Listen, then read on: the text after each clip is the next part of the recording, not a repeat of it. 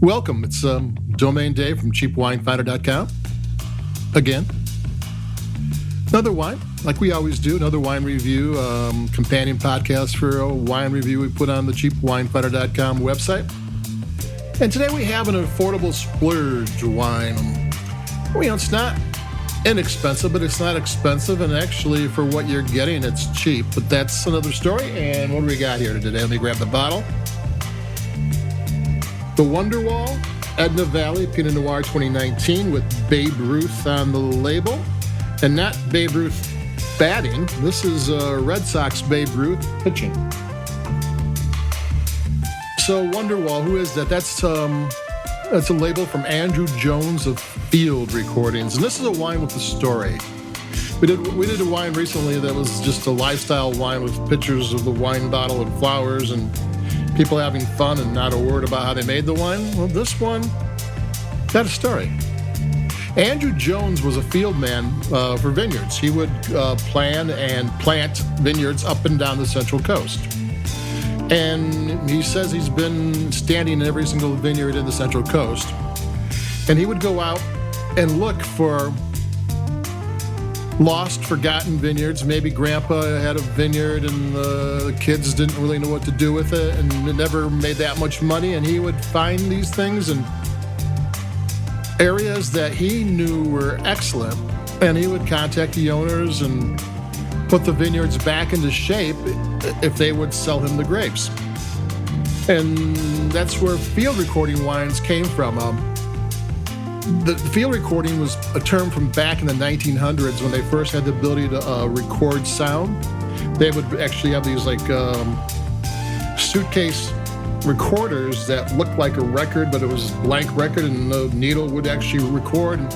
They went and they recorded all the old bluesmen. Robert Johnson was found because of that, and they would go and do Appalachian folk songs that are lost and ancient dialects, Indian dialects that aren't around anymore, and stories from the past. And they went, and there's a ton of these old field recordings as opposed to studio recordings that documented things that would have been lost if it wasn't for these people going out there and searching for these gems that we would be missing today if people hadn't recorded, which is where this field recordings wines come from, because he's found these gem of vineyards that would have been lost if he hadn't gone out and found them. I'm going to take a sip. And this is Edna Valley Pinot Noir. Now, Wonderwall is a brand of the field recordings of Andrew Jones. And that's got a weird story, too, because Wonderwall is George Harrison of the Beatles, his first solo album, which you've probably forgotten about. It's from a movie, Wonderwall, and it's mostly Indian and psychedelic music, and it was kind of obscure. The movie was never a big movie. But that, was kind of lost until Oasis, the rock band Oasis, came up with a song, Wonderwall, which kind of brought all that back, which was kind of an ode to the Beatles, but an obscure ode to the Beatles.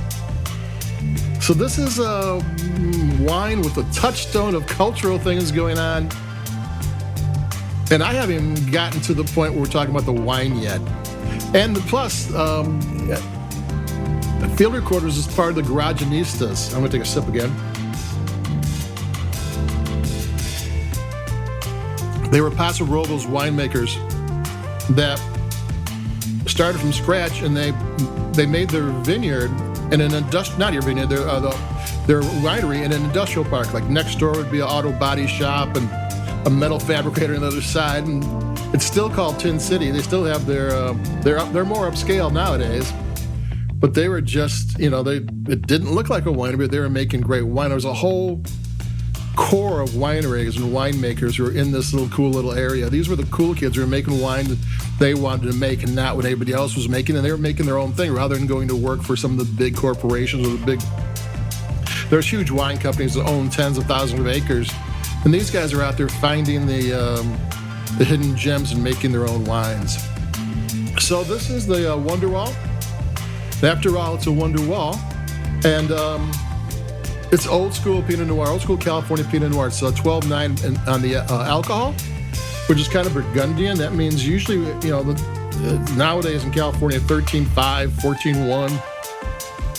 This is the anti-Meiomi wine. If you're into Meiomi, which is that rounded, fruit-forward, kind of medium to, full-bodied wine, this isn't. This is this funky, cool Pinot Noir. And it tastes like funky, cool Pinot Noir from areas that charge three to 4 times worth of wine. This is one I found for $16, a list for $25. List price wines are always higher. They don't want to compete with the stores. I took another sip. It tastes good. You can read. This is so see-through. It's garnet. It's so see-through. You can read through it. I mean, it's like rose-colored glasses. Yeah, this is what your glass is now. Rose-colored glasses. It's got that funky, cool flavors. It's got the black cherry, it's got the cola, it's got the pepper, it's got the extracted licorice, and it's got kind of smoke, and it's got herbs, and it's got crushed fall leaves. And once it opens up, make it a point to open it up, because once it opens up, every sip is going to be a little bit different. Because these subtle flavors kind of bubble to the top of your glass and add a little bit to it. 10% of these grapes are whole cluster. Whole cluster means they didn't pick the grapes off the vine. I mean, the stems are still there. And that's something you find in Pinot Noir that's never, you usually don't see 100% whole cluster, but you could. This is 10%. And that adds a little bit of flavor and a little bit of structure, and it's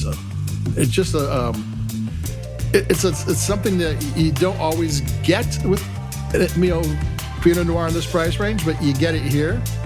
It's 10 months in French oak, most 10% new. Then the rest are used barrels. You don't want too much oak, so you don't get too much. The newer the oak barrel is going to impart all its flavor in.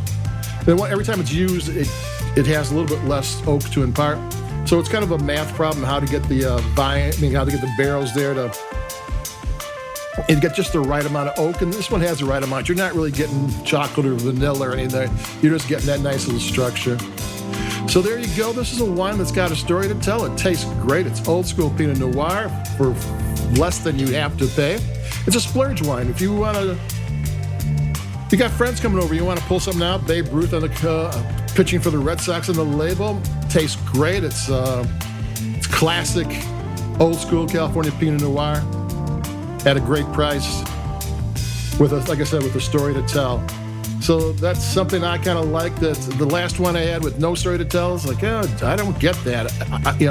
Why you some picture of flowers and friends? I can add my own flowers and my own friends. Give me a good wine. Not that the wine was bad, but there we go. That's it for me, Domain Dave from CheapWineFighter.com. If you will, like us, we like your podcasts. I appreciate it. And we have more coming up. We have all sorts of stuff coming up because the weather's getting warm, and warm weather gives me a good thirst. So adios, keep it cheap, and I'll be talking to everybody in a couple days or so. So bye-bye.